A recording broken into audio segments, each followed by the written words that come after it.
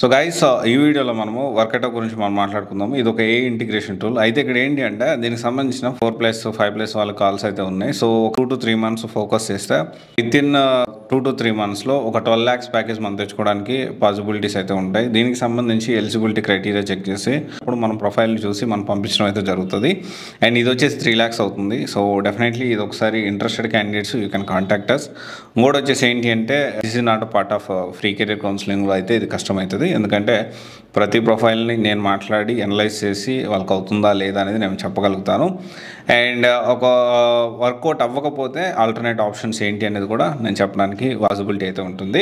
ఇది ఒక ఏ integration tool, లో కోడ్, ఆల్మోస్ట్ 0 కోడింగ్ ఉంటుంది దీంట్లో.